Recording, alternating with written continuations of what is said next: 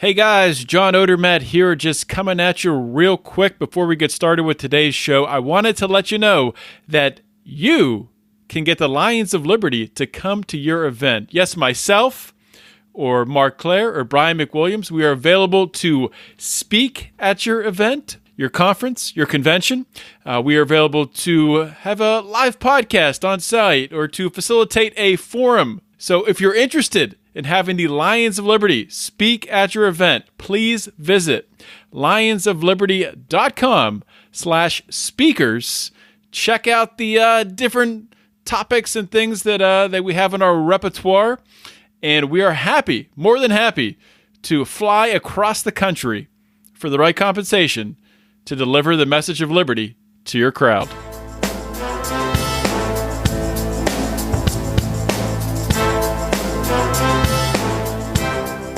Welcome to Felony Friday, a presentation of the Lions of Liberty podcast. Here is your host, John Odermatt.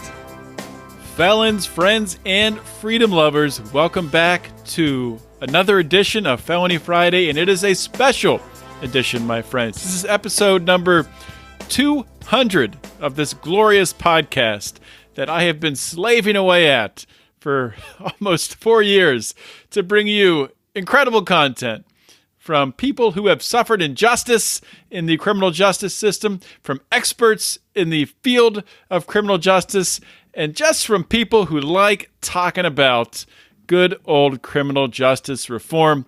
I have an outstanding show lined up for you guys today. Two awesome people. I cannot wait to introduce them. Before I do that, and I'm going to do it in just a second, but before I do that, I just want to let you know, because there's a lot of great stories we're going to reference. Well, not great stories. They're heartbreaking stories, but they're very, very important topics, very, very important cases that have happened across the country in the past years to months here. So to read about them, to follow along, you can go to the show notes page at lionsofliberty.com/FF200. That's right. It's easy. It's episode 200. I have nothing else. Let's get rolling into the show. All right, so welcome back to another edition of Libertarians in Living Rooms Drinking Liquor, a Felony Friday edition.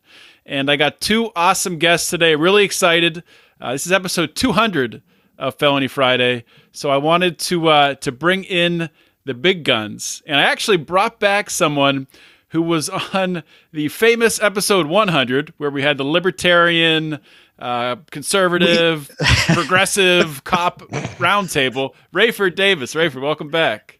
Hey, yeah, thank you for inviting me back after that one. That was an interesting show. People should go back and listen to that one. For sure. Yeah, there was a lot going on. I should go back and listen to it. I've already forgotten.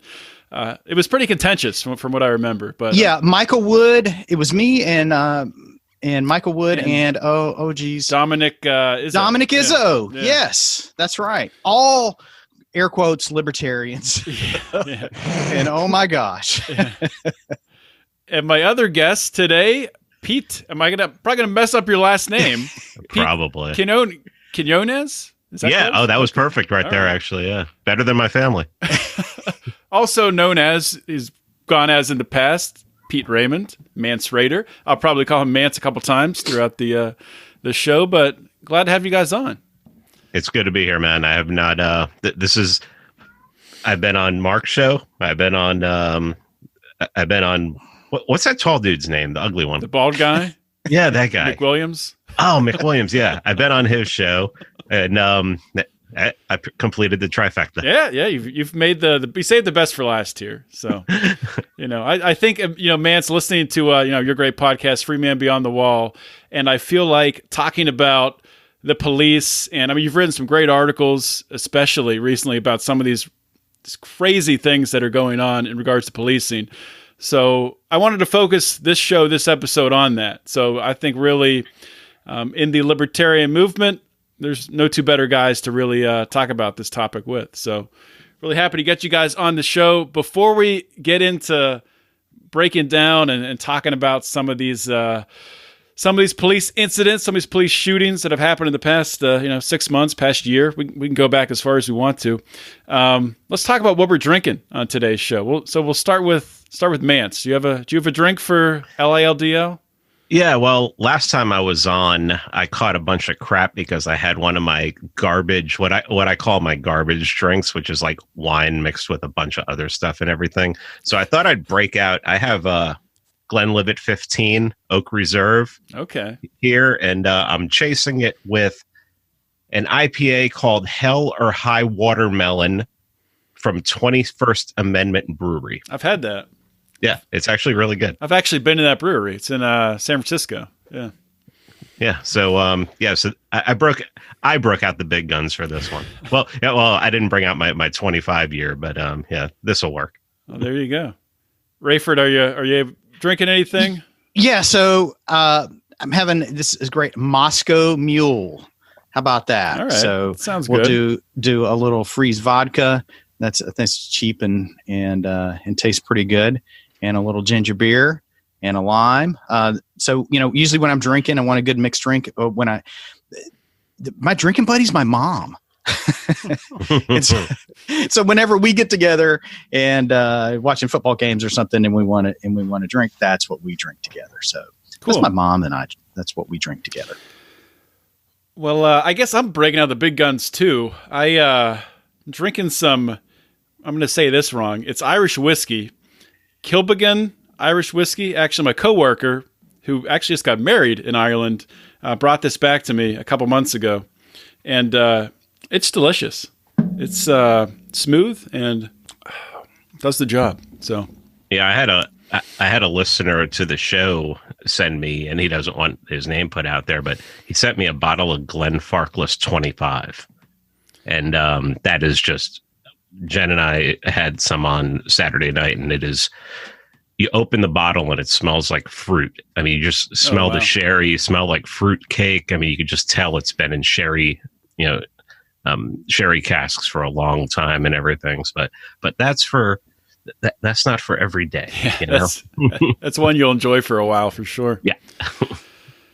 All right, guys. Well, let's jump in and start talking about, some of these. There's no other way to put it. I mean, I was just listening the other day, Pete, to your episode with John Whitehead. And good guy. Yeah, and he's just such a wealth of information. I got to have him on. I think I've had him on my show yet. I got to have him on. But he was talking about really how policing has changed. You go from the 80s to the 90s into the 2000s, and how much more it's really transformed from. They had almost no, like we talked, like tactically what they used. There was very minimal use of these no-knock raids. And now it's become like commonplace. They want to deliver a warrant. Bam, middle of the night, they're knocking your door down, shooting your dog, and maybe shooting you. So, I mean, do you guys think, what do you think has led to that? Do you have I'll let the expert go first. Raeford, he's been there. Well, you are right. And so, people have to be, kind of aware of this policing history. And, you could really, go back to, the 1960s and how, the drug war, racial tensions and how, and gun control acts have been used to kind of breed a lot of fear mongering and that's kind of where that real action police, that's where we brought, our kind of Vietnam tactics into policing, instead of, flying in with, helicopters into zones. We use cop cars and kind of, swoop down into hot spots and control them and then pull right back out, kind of thing. And win battles, but never win the war, and actually just cause death and destruction. And so that's gone on. We're the world's largest prison population in the world. We incarcerate our own citizens at the at the highest rate. It's by a mile than any other country. Russia, China, we're leagues beyond them, have been so for decades. And yeah, this policing, let's get tough on crime. You went to the 80s with Ronald Reagan. Of course, I mean, we had it was the CIA bringing in a bunch of the cocaine at the same time into these very cities that they turned us loose on. And then, well, you got to get in the media and look at the TV show Cops, and I got to think about how when that debuted and how that influenced me before I became a police officer. And that's a great little song, and Bad Boys, what you gonna do? That's so much fun. And it's started. This started off filming Broward County down in Florida. Lived there for 20 years. Yeah. Just going this crazed drug war thing where they're doing, jumping out, doing flying neck breakers on people and kicking in doors. And that kind of paved the way to say, hey, this is how you're supposed to act and as a police officer. And just drug raids in particular. Why do police do them? Well, one, they're kind of fun. You get to kick in people's doors, but you'll hear sheriffs and police chiefs. They'll say it. We are doing these raids to send a message. So it's not really that it's they use all these justifications, for using this, speed, surprise, and violence of action type of force. But they say we're sending a message, and so what that means is they're using extra violent, ultra violent tactics to terrorize communities, supposedly for their own good. But that's a good part of what they are. And so and we've seen now that we've been doing them for a few decades, that they actually, just from a pure tactical standpoint, make officers less safe. You're more likely to get shot kicking in a door without giving any notice than you are if you did it in a more restrained manner. So we've actually sacrificed even officer safety and, of course, the community safety as well to send that message. And that's gone along with this whole cult of compliance that has infested law enforcement, where this immediate kind of, I hate to say comply or die, but it's, it's comply or else. And it's compliance through violence. And it doesn't hurt that the federal government pays police to do this training as well. Yeah, I think it's interesting how you bring up talking about how police enjoy this. Maybe it's exciting, but at the same time, it's more dangerous, right? So it's probably attracting, sort of like how the black market, when you prohibit something, it attracts more of the nefarious characters, more risky people into that market. So by making policing more dangerous and doing these crazy tactics, you're probably attracting people who enjoy that type of stuff. And just so happens it's a lot of people who were overseas, maybe knocking down doors in Iraq and Afghanistan and Syria and wherever else, and they come back here and they find a home doing the same thing in Chicago or Atlanta or LA or wherever. And it's it does. It self-selects, and that's with the drug war and a lot of this violence and everything that you see from law enforcement. It does self-select. So you are going to have the guys that are more willing to use violence against their community.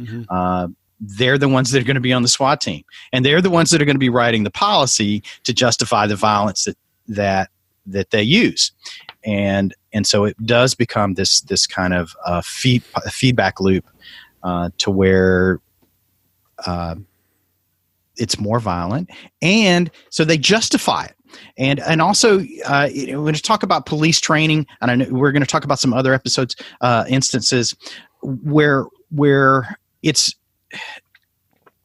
how does training kind of create these scenarios where you see the disconnect, where a normal person sees this police shooting and they go, that was unbelievable. Why in the world did that officer shoot under that scenario? That is just ridiculous.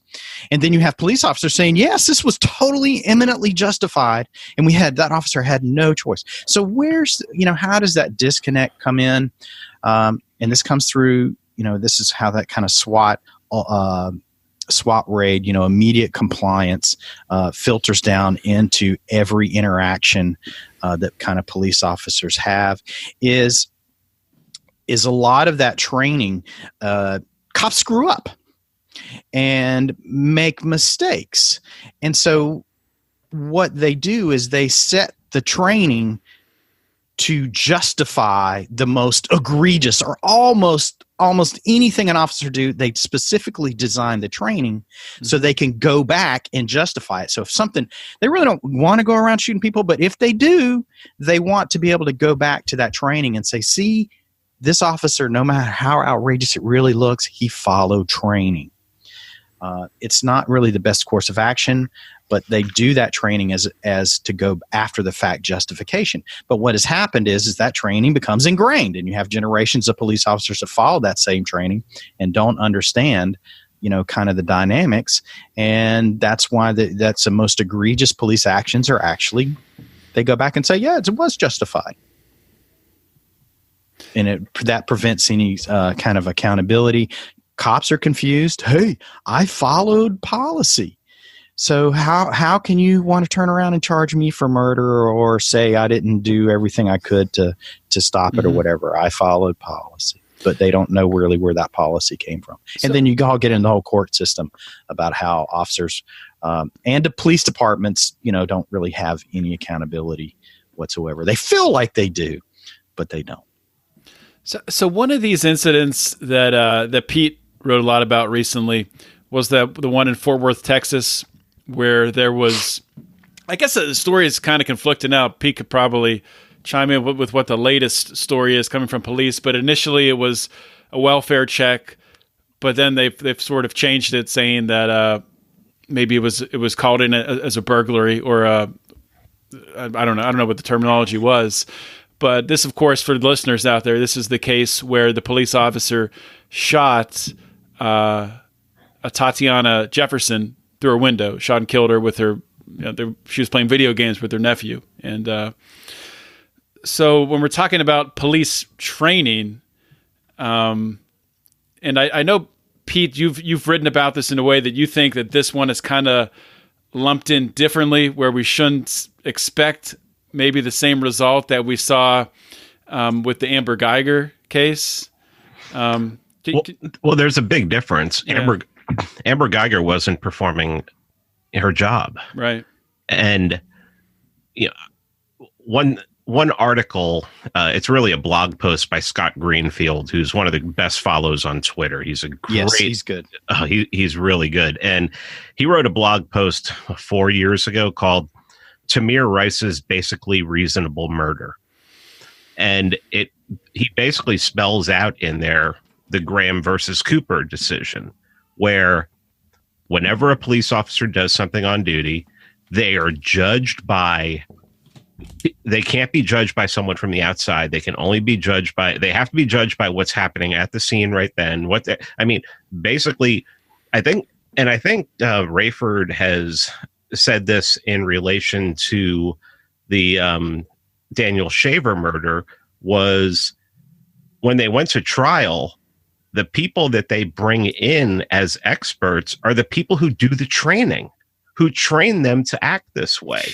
So they're basically coming in and saying, well, this is exactly the way they were trained, and this is exactly what their job is. So yes, that's what I was trying to get at, and I probably kind of went all over the place. But see, so imagine you're a police department, and you're selecting between two kind of training packages or something like that. One of them is incredibly restrictive on when you could shoot someone, and you're like, geez, I look on this policy of how we're going to train our officers and when they should shoot someone, and God, we'd be charging our guys with murder or assault pretty regularly.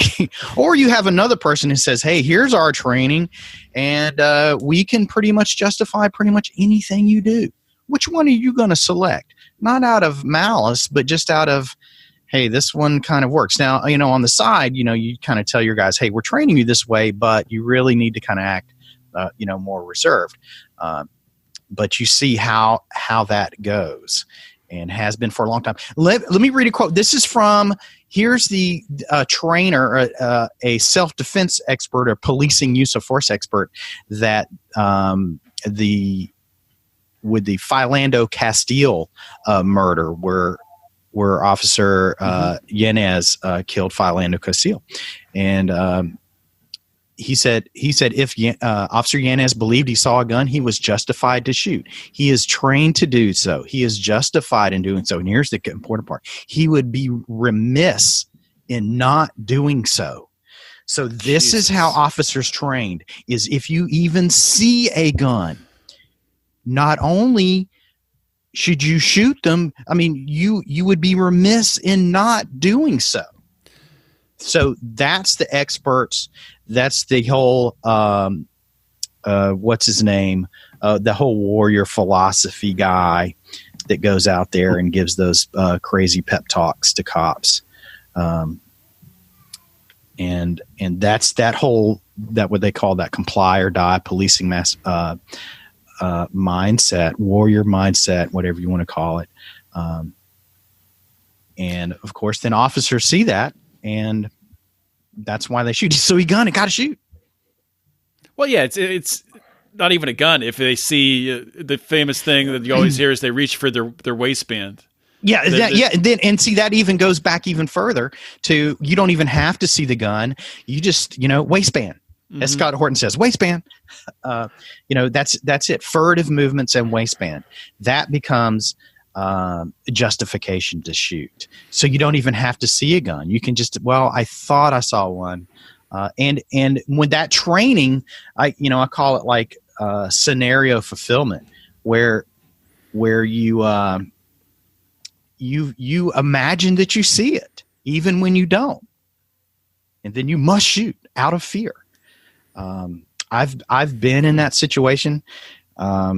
Luckily I never shot anyone, but I've been there, where, I've had people running from me, or, struggling with someone, in the door jamb of a car or in a house. And, they're either reaching for their pants and they actually do pull a gun. And then times where they haven't. And I've even caught myself kind of overreacting a little bit, and pulling my gun and, and pointing at them, or at least holding it into a low ready position. Finger on the trigger, man, ready to shoot. And yeah, how that, the officers they're trained to fear. Trained to that fear, so they see it and they fear even worse. I have more fear than a regular person in that situation. Well, I was going to bring up, I think I said Graham versus Cooper, and it's actually Graham versus Connor. And I wanted to read something there. It said, this is from Greenfield's blog post. The practical effects of the Supreme Court's decision in Graham versus Connor and other federal court cases is that those sitting in judgment of an officer's use of force must view the relevant facts from the perspective of the law enforcement officer on the scene. Accordingly, the relevant facts are those facts, and only those facts, that were available to the officer at the time the decision to use force was made. After acquired information cannot be used to determine the validity of an officer's action. So if we find out later that, the person had a wallet in their hand, that can't be used. That's inadmissible. Moreover, and this really needs to be emphasized, because the perspective must be of the law enforcement officer on the scene, it is extremely important to look at those relevant facts through the eyes of an officer trained to recognize and react to a threat. So it's their training. It all comes back to the training. It's all going to come back to the training. And then just to finish up on this, in Graham versus Connor, the Supreme Court of the United States held must be made from the perspective of the officer. I already said that. The court noted that officers are often forced to make split-second judgments in circumstances that are tense, uncertain, and rapidly evolving about the amount of force that is necessary in a particular situation.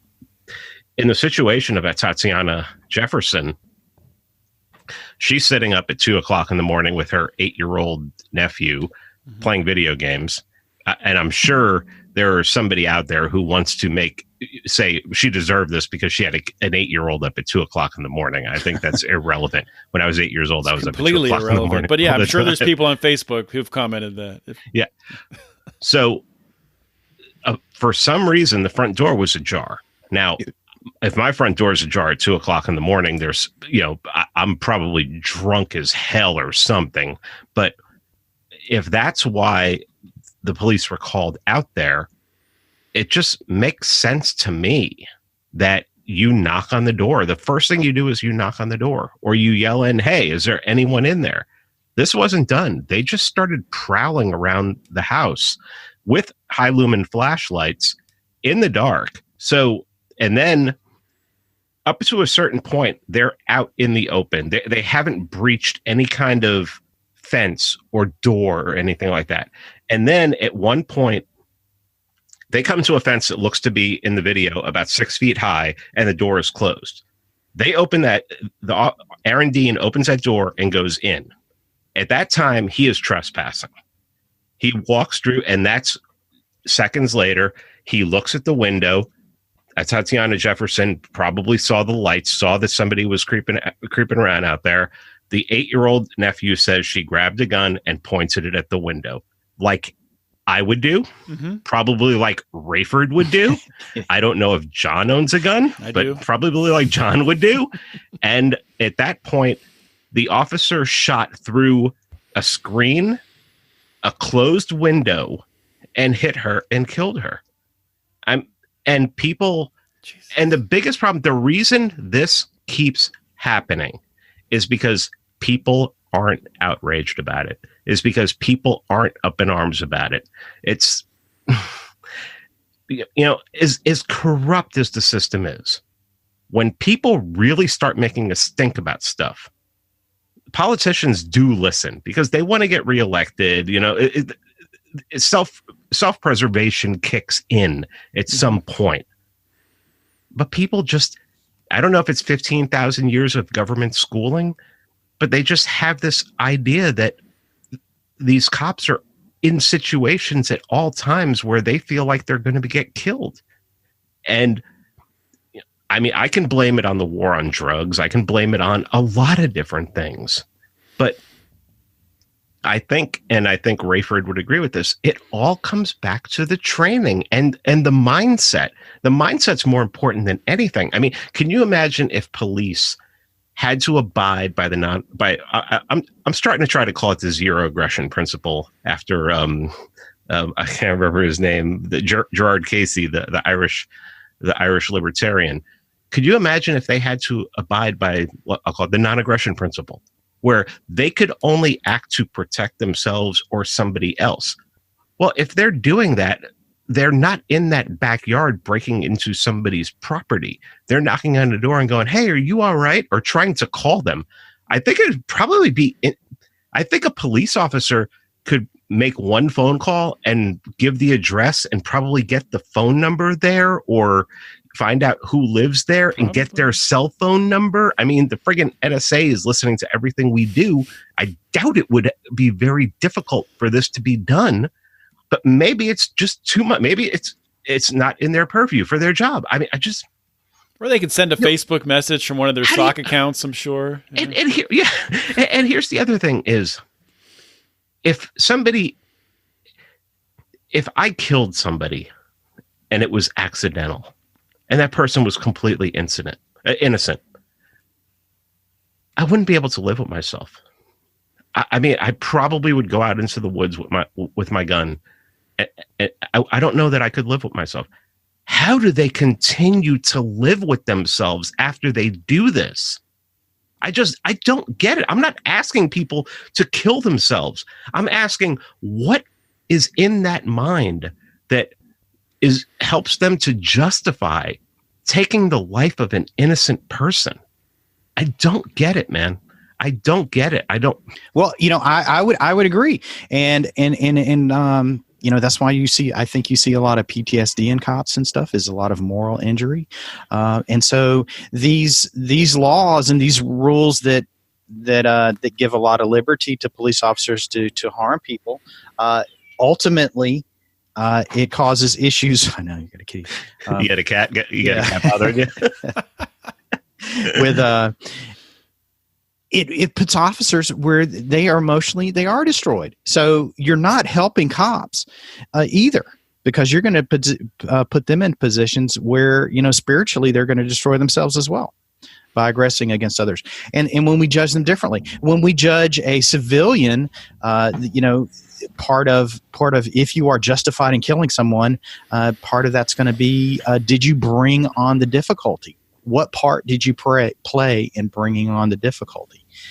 But see, they don't ask cops that. Imagine, I always call it a jittery convenience store clerk working the night shift. Talk about dangerous, and talking about, I've done that, man. When I was 22 years old, I was working overnight shift in a convenience store. And imagine hell, man. Imagine a convenience store clerk shooting someone because they reached for their waistband. Well, he was sketchy and he came in the door and he reached for his waistband. Yeah, he was coming to his wallet to come pay you. And they would go, yeah, it's justified. No, they would never do that. They would, they'd say that's ridiculous. But we hold cops. We actually train them to a lower standard. We expect a lower standard, and then we're surprised at the results. You're not doing cops any favors by treating them in such a manner either. I mean, we keep asking, Mance was bringing up, there it is, Mance. Pete was bringing up, why aren't more people outraged? And I think it's as simple as, even though so many of these situations, it's so blatant that the police are over the line, shooting people through a window, really fabricating evidence in order to do a no-knock raid at night, like happened in Houston. But people still think this could never happen to me. I'll never be in that situation. I'll never leave my door open at night. The cops don't have a reason to come to my house, even when they'll do a no-knock raid and go to the wrong house. You could do absolutely nothing wrong. You could be the model citizen. It's never even. That's not true. Everybody commits a felony, even when they're not trying to. But I don't know what's going to make people wake up. And I think the answer is, I don't think anything is. Maybe when they come knocking door to door to confiscate our assault rifles, maybe at that point people will wake up. But I don't know. We've been propagandized, and I think I mentioned we just talked the cops episodes, but you look back at just all of the cop shows that we have. All of them, even when they show cops in a bad light, they show them in a good light. And you Dragnet, just entire history. I think, just a lot of propaganda. And of course, so we've just kind of been controlled. If it's legal, no matter, and just with the government in general, if it's legal, it must be moral.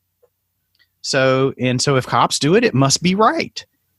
And we just had that been inculcated into society. It's easy to think that way, and that's just kind of an easier mentality to do. To challenge that notion goes against everything we have been taught and exposed to, and that would be hard. And you would have to hold people accountable, and we'd rather praise them, and that's just easier to do. So I'm curious to get your guys' opinion on. What do you think is going to happen with the Houston case, where they stormed the house of Dennis Tuttle and Regina Nicholas, fabricated evidence in order to even get the warrant to conduct the raid? I think two officers one's been charged with murder, another one's been charged with, I think, covering up evidence. What do you guys think? What do you think the chances are there's a conviction there for either of those officers? The articles that I've been writing lately, especially about the Tatiana Jefferson thing, is really the best way to get a conviction is that it just basically has to become political. And, even in the case of Daniel Pantaleo in New York, who, choked out Eric Garner because, he was evading taxes. Maybe that was the initial thing, but the reason Eric Garner is dead is because we have a class of people in this country that we can't say no to.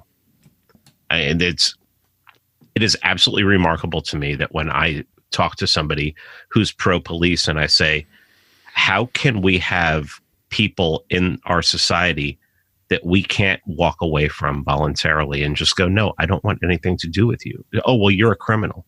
Sure. All right. Then tell me what crime did I, you were talking about earlier about, what's it going to take? I honestly believe that there are people maybe in the Tuttle family who are making excuses for the police officers. Because that's just the level of indoctrination that we're at right now. That you can have family members executed by police who went there and from everything I've read, knowing that they were going to the wrong house and actually brought along baggies of heroin that were found in their cars. And another great one about this is it's another incident where they were shooting from the outside through the windows. I mean, look, that can't be in the training, right? Could that be in the training to shoot out from outside through windows? Look, my great grandmother escaped Moscow in 1917. She saw what was coming and she said, I'm out of here. And then they instituted this insane police state that lasted another 60, 70 years after that. What we have going on right now, I guarantee you, if you explained it to people who lived under Soviet rule, would be like, it's getting there, man. We're getting to the point of black bagging people in the middle of the night. I cannot believe when I log on to the Free Thought Project in the morning and I start reading these things. And I mean, Matt's a great writer. Matt loves to embellish. But what I do is I click the link to the quote unquote corporate media. Mm-hmm. I read that and I get pissed off because I'm seeing I'm looking beyond what they're reporting and knowing exactly what happened. I don't, I've been writing a lot. I released an article today about that politics is so insane. The only chance we have right now is secession. We have to split up. We cannot have 327 million people under one thing anymore. And I think that's really the only answer to this is local. I think libertarians should start running for sheriff's offices in so many jurisdictions in this country. You don't have to be former law enforcement to run for sheriff. Like anyone could run for sheriff and you can become a sheriff and you can say, okay, stand down. You guys are like the fire department now. You're only going to leave this building until if somebody calls you and it's an emergency. I mean, I'm getting worked up. That's good. Let me. I'll get to the Dennis Tuttle and Regina Nichols murder, but just a couple things. When you do talk, we talk about these outrageous incidents. It is rare for police officers to like kill people, and sometimes it actually is like necessary and would be consistent with the zero aggression principle for when police officers interpose on someone else's behalf and actually justifiably kill someone. That does happen. These instances are rare, but even in the United States, these rare instances, we're incredibly excessive. How many people we kill. The real abuse with policing is part of what Mance said is we have this class of individuals that we're not allowed to walk away from. And not just like, well, you can't stop following the laws, but you can't even like stop. I don't want to pay your salary anymore. You can't do that. They'll come get you. You got to pay their salary. But the real abuse is just legal, normal, non-controversial arrests that do basically violate the non-aggression principle. And it's very easy to look at the drug war and a lot of your gun laws and all these other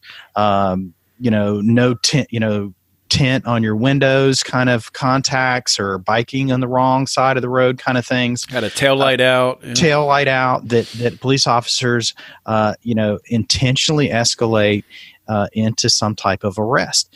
And they don't even have to use violence or anything. Just, hey, sorry, but your tent's too dark and, well, you smell like weed, so I'm going to arrest you or anything like that. And sorry to do this to you, but I've got to put this handcuffs on you, fella.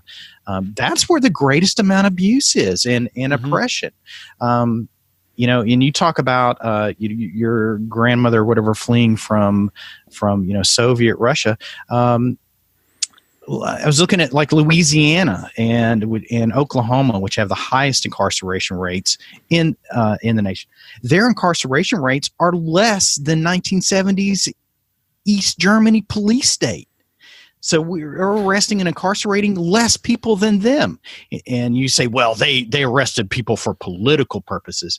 Not to the percentages you think. And also, in crime, in a way, is like Alfred Hitchcock would say, a MacGuffin. The crime doesn't really matter. It's just a thing that drives the plot. And that's what we have, the world's largest incarceration rate here in a police state, American style. And the crime it's just a MacGuffin to justify this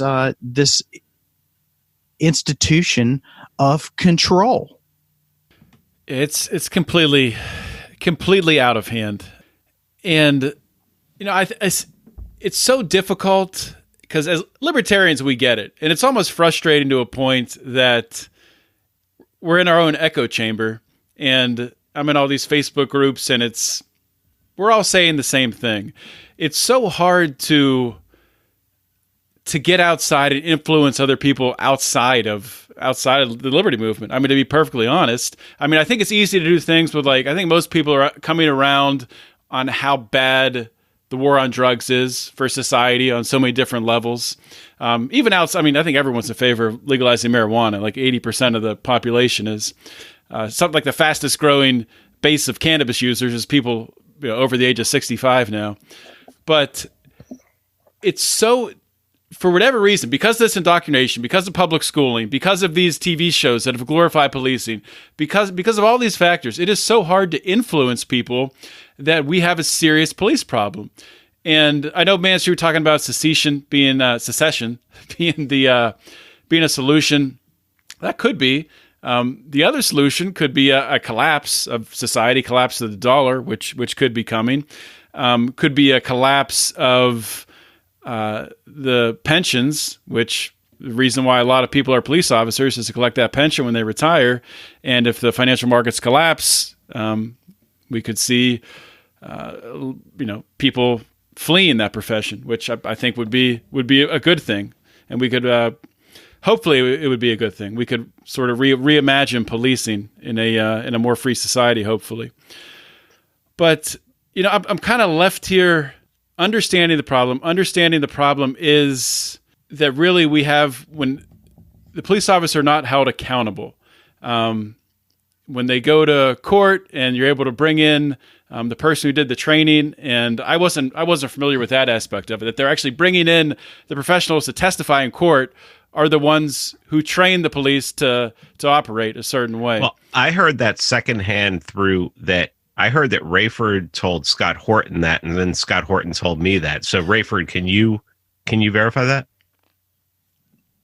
Well, it's that's just that's how the system works.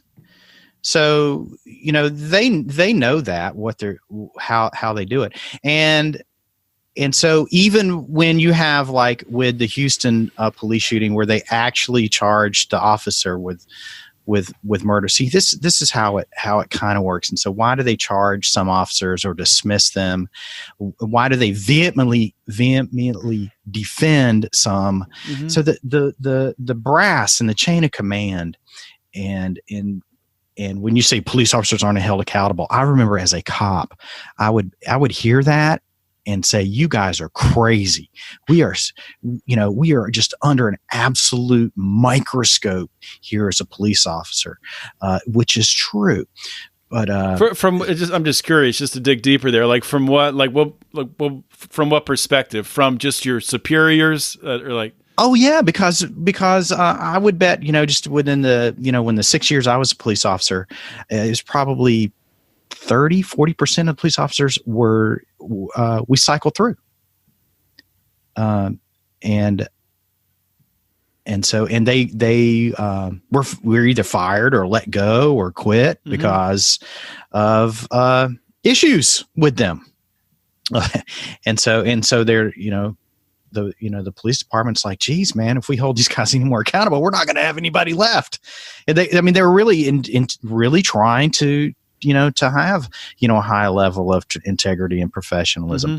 But part of that is what they do. So they have a set of books and a procedure manual, but then when you get out there, you kind of have to play fast and loose with that, and to get the arrests and those type of things. And so they know that. But when there becomes as long as there's no problem, no problem. But when there does become an issue or conflict, if they can justify it, and they'll do everything they can to justify it, they will do that and protect you and look out for you. Now, once they can't, or it looks too bad, or it's too political, then they, poop runs downhill. So the office, that individual officer, they'll turn around and say, well, this is where he screwed up. He didn't meet, he didn't quite follow our training, or his actions were inconsistent with, our professional standards. So we're going to let him go. And so the brass can wipe their hands and say, even when the system failed, we scapegoat this guy, and see, magic, the system works. Same with the Houston police shooting. See, we've charged Officer Goins, so abracadabra, the system works. And so the brass never, they're not going to lose their jobs. So that's how they work the system. I'm sure that's pretty natural with any type of hierarchy of business, but that's how it goes with the policing as well. And so that's why they'll defend them till they can't, and then they throw the officer under the bus because they really wanted you to be tough and get out there and do that. I mean, that's your whole mission and everything. Never back down, blah blah blah. But then when it looks bad, then they let you go and say, hey, well, that didn't quite meet our standards or whatever. So they're really getting goings on just kind of, not really that they, were the actual killing. That was okay. It was the, kind of fudging the search warrant, which they do all the time. One of the things I wanted to bring up was, I bet until that very day before that shooting, Goins was considered a top officer. He's a good guy. He gets, so if you'd ask, what about this Officer Goins? Even though he already killed somebody in some road rage BS a couple of years before, even then they would say he's one of our top producers. And he's a good leader, and, he's a sergeant in the narcotics or whatever. So, so until then, but then when it got out, and they couldn't cover it up anymore, then they throw him under the bus. I'll bet he still has defenders, though, probably. Oh, they do. Oh, yeah, they do. Oh, especially that 5'4", 140-pound Union president. Is it Joe Giraldi or whatever? Yeah, Giraldi. Giraldi. Yeah. Oh, that guy. What a piece if of work. You're criticizing us on social media, we know where you live. I'm like, really? Come on. I can hit you at 300 yards. Come on. Son, fuck you, man. That pissed me off so bad, man. It's like, well, we're not. So, yeah, the First Amendment does. I mean, we know that police don't care about the Fourth Amendment. We know that it's getting to the point where it seems like they don't care about the Second Amendment anymore. Red flag laws. Oh, well, who wouldn't want to get guns out of the hands of somebody who could potentially, be? I mean, he was in Afghanistan. Well, we need to take his guns away because he probably has PTSD. I mean, this is all coming, people. This is all coming. But well, now we've always done gun confiscation. It's just kind of been usually targeting minority communities that we do it with, and so we've always done that. And you see the fear, and where they train officers. You see a gun, man, you better shoot them. That's the mindset. That's your your default position, and you have to override that. And most cops do on a regular basis. Well, when you go to the range, Raeford, I assume it's just like I'm here in Atlanta. What 60-70% of the people in there who are shooting would be considered minorities, Black, Hispanic, something like that. Sure. Yeah, it's like, they have guns. They have guns. But see, they're not criminals there. It's only when I'm looking to make an arrest is when they become a criminal. And then the laws, and the gun laws here in America are really weird.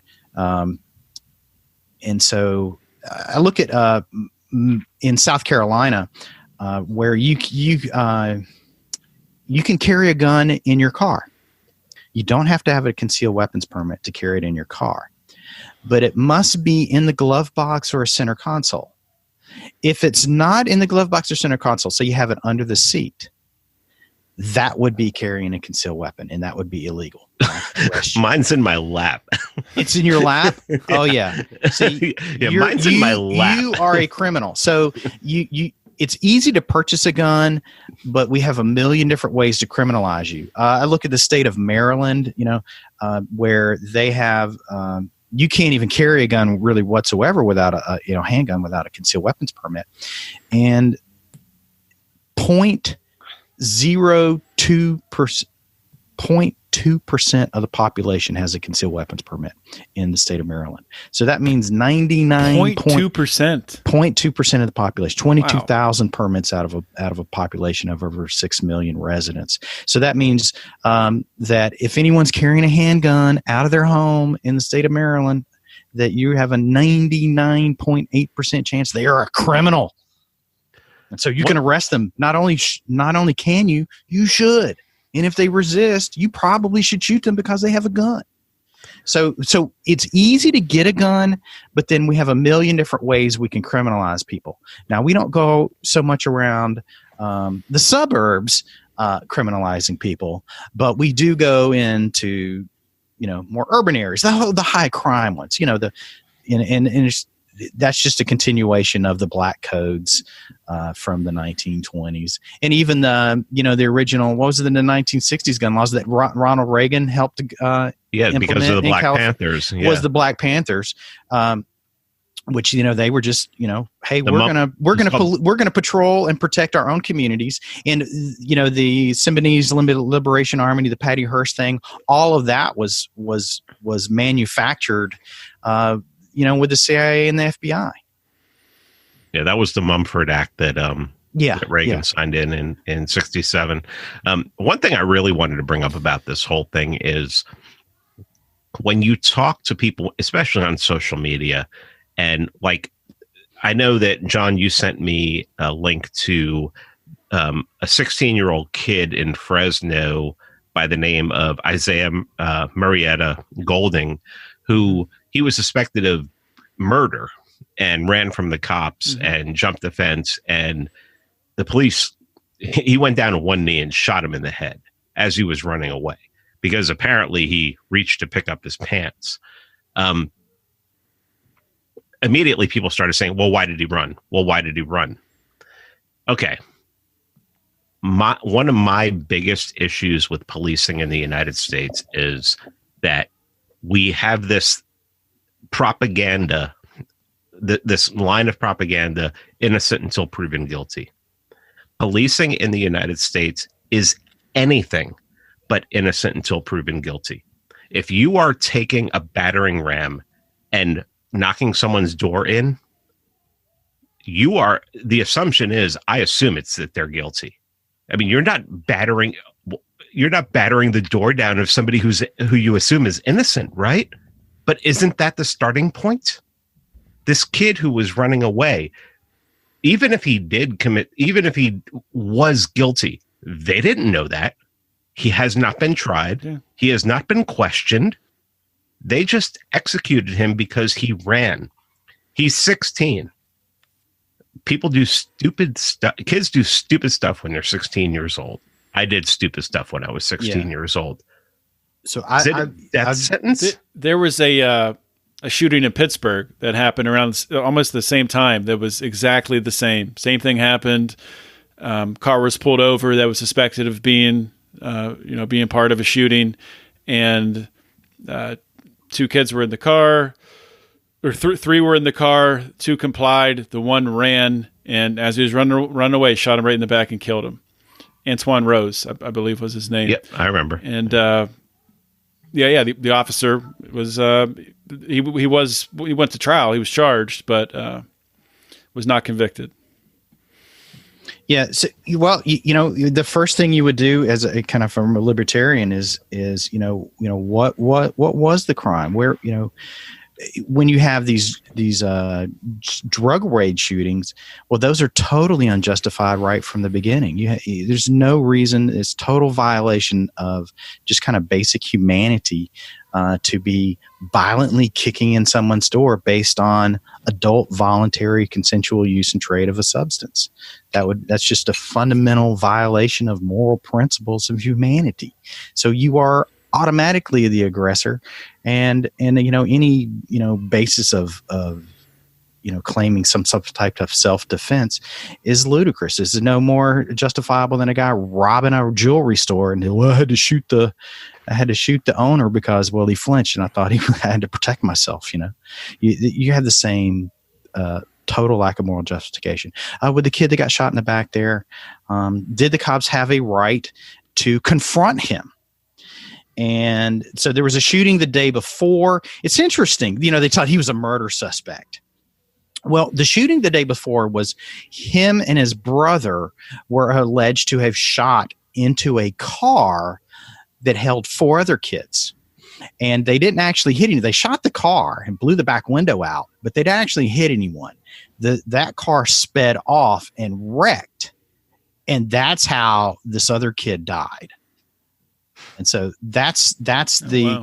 And so whether the 16-year-old boy, the Goulding kid that they actually shot, was he the trigger man or not?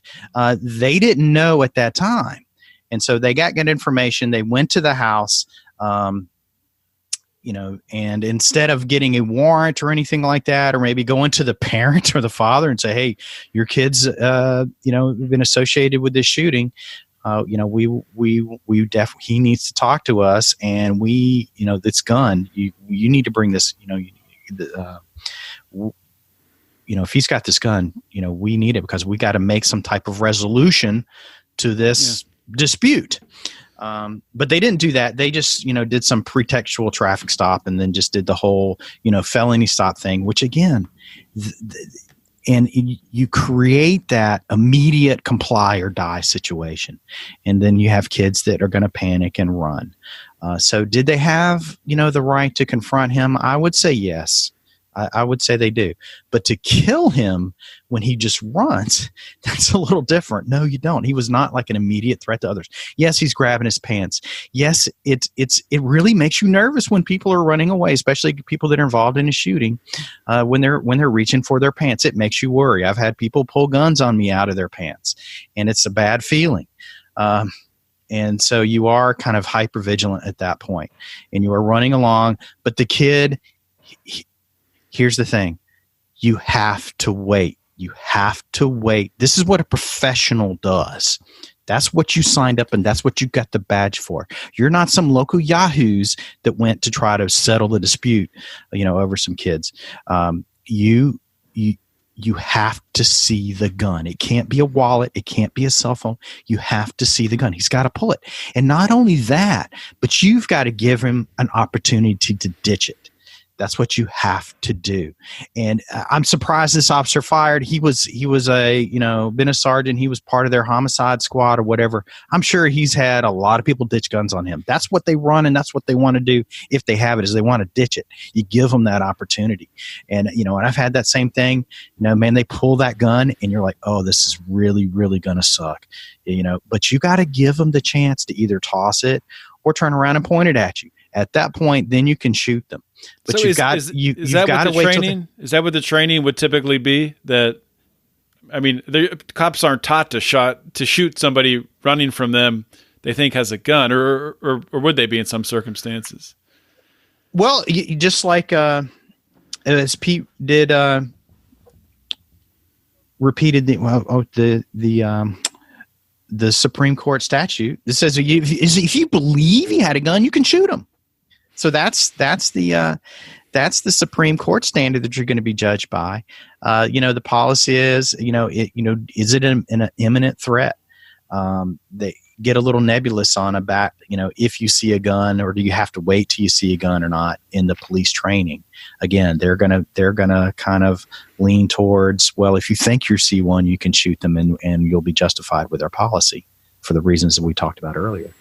But the unwritten rule is you have to wait.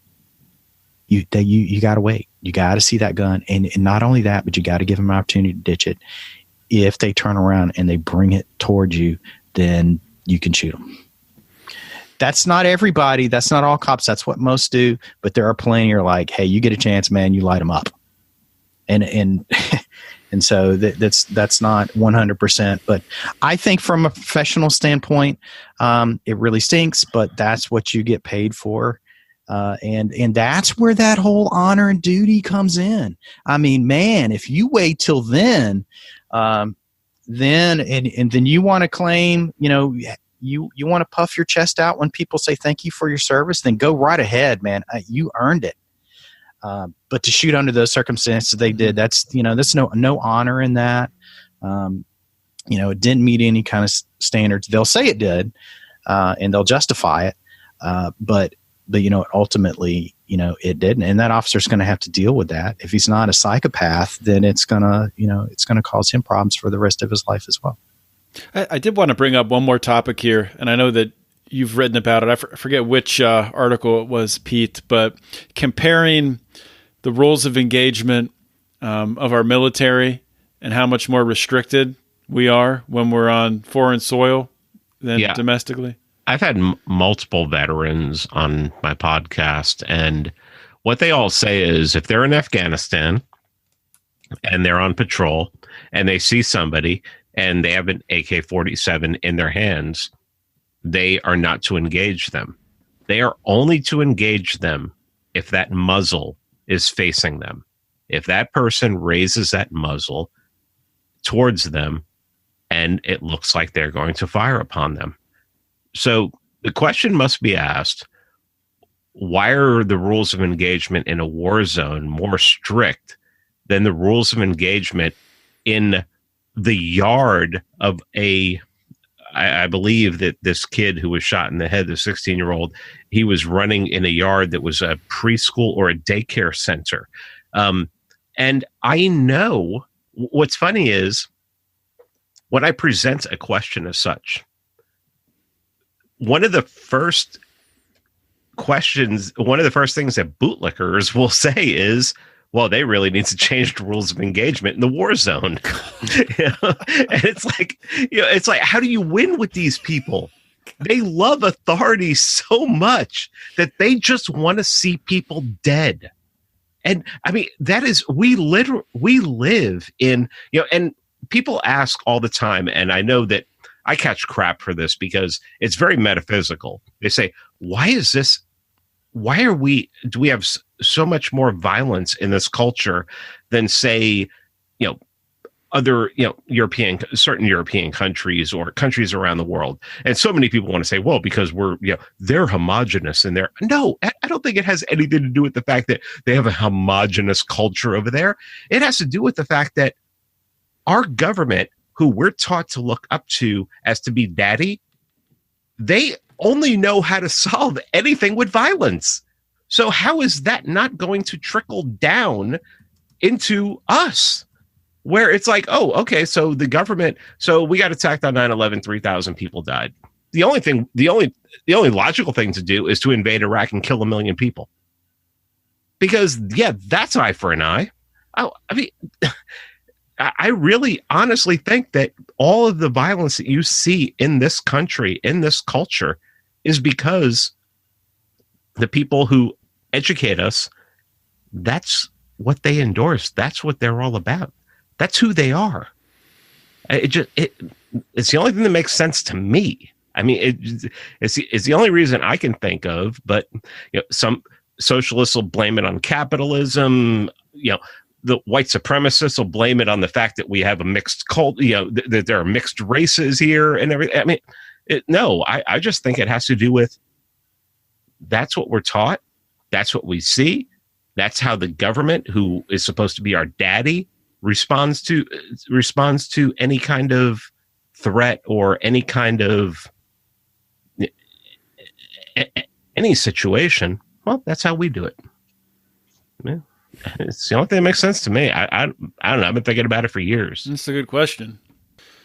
Well, guys, we have been going for a little over an hour here, and important conversation for sure. And we could keep on going. I know we could, but I want to be cognizant of both your time, and just give you a minute here at the end to plug anything you want to, and give any closing words or anything. So we'll start with Raeford. Well, you had asked, how do you reach out, beyond, this insulated libertarian sphere, and just you guys, John at Lions of Liberty, and Pete, with your Free Man Beyond the Wall. Just huge props to you guys for just, again, hundreds of episodes. These things make an impact.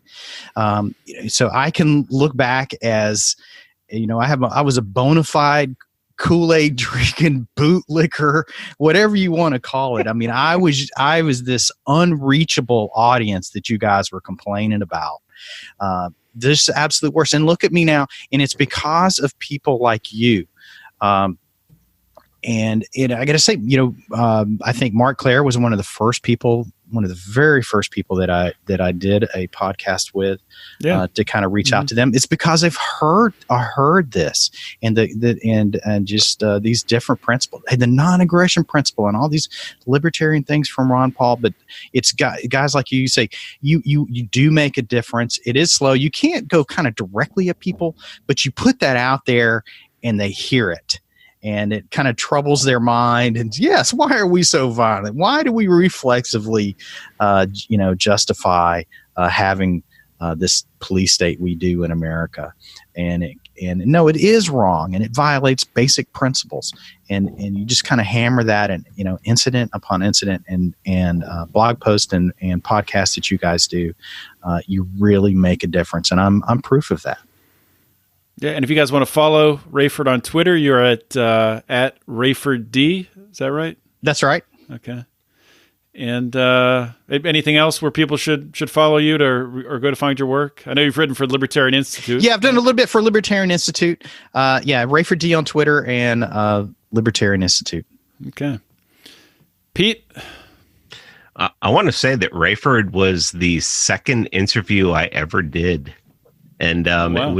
It was really cool. He had already done a ton of podcast interviews by that time, and he just basically held my hand through the whole thing as I was trying to figure out this whole interviewing on podcast thing. My first interview was Adam Kokesh, and you just ask him a question, and then it's like 35 minutes of just 35 minutes later. But I'm at Free Man Beyond the Wall. I'm managing editor at Libertarian Institute now. I write a lot there about, I would say probably 70 to 80% of the articles I'm writing are about, the police state. And I don't shy away from that term. We had Will Grigg as one of the founding members of Libertarian Institute, and he unfortunately died in 2017. And he he was the best writer on the police state that has ever lived. I mean, sorry, Radley. He was the best. And I'm just trying to carry on just a little bit of what he did, talking about the police state. And so Free Man Beyond the Wall, libertarianinstitute.org. And I mean, come on over, and I'm at Peter R. Quinones on Twitter. I don't spend as much time as I used to on there, but that's because it's really toxic and bad for you. But I do try to connect and post up as many articles as I can from Free Thought Project, and just to try and open people's eyes to the fact that this it's escalating, and if it goes any further, I mean, we're pretty much going to be Soviet Russia pretty soon when it comes to policing. I mean, I don't think that's I don't think I'm exaggerating. So yeah, I mean, this is really important, and I just want to say, I mean, Raeford I admire him more than I can say. And John, what you do, the work you do, is just so important. I mean, I'll tell you, the episode that you released a couple weeks ago that was from, I believe it was in New Jersey, with the Maj was on. With Maj and Larry Sharp and Charles Boyer. Yeah. People really need to go back and listen to that, because I learned so much from that episode. I picked up so many little phrases and things to just say to people. It was, you did great work, John. That was a good episode. That was a good episode. I appreciate that. Yeah, it was. I didn't, obviously I knew Maj and Larry going in. I didn't know Charles Boyer, who came into it, and he's a progressive, but it was just awesome to see the alignment on so many of these issues. And I swear by the end of it, Maj had almost brought him over to supporting, the Second Amendment and supporting gun rights. So it was pretty cool. But and I mean, you guys know I respect everything you guys do. That's why I brought you back on the show, and I was especially happy to get Raeford back on here to give you some more time to talk after that last appearance on episode 100. Right. So I still haven't listened to that, and I have to. You got to go back and check that out. I'll link to it on the show notes page. But thanks again, guys, for coming on. Okay, have a good night. Thank you, John. Thanks again to Pete and Raeford for coming on the show. And I just wanted to give a really heartfelt message to the listeners out there. There's thousands of people that listen to this show every single week. And that blows my mind when I even start to really think about it. That people listen to this show and listen to the great, outstanding guests sharing incredible stories. They listen on their car rides. They listen with their kids. They listen while they're doing work around the house, while they're doing laundry, while they're cooking. I'm just so honored that you guys have trusted me to bring these stories, to bring this important information into your life. And I hope you'll continue to. I hope you'll continue to listen to Felony Friday and the exciting chapters to come. There's some great episodes coming up, some just incredible guests. And I honestly I'm looking more forward to the future than I am to what's happened from episode 1 to episode 200. And those were awesome episodes, but we are gaining, when I say we, I mean me. We are gaining a lot of momentum right now. And this baby is about to take off. And I just have you guys to thank for it, because without your support, at the end of the day, this is just me screaming into a microphone. So thank you all so much, and have an outstanding weekend. I will talk to you all next week with another awesome episode of Felony Friday. This is John Odermatt signing off. Always remember to keep your head up and the fires of liberty burning.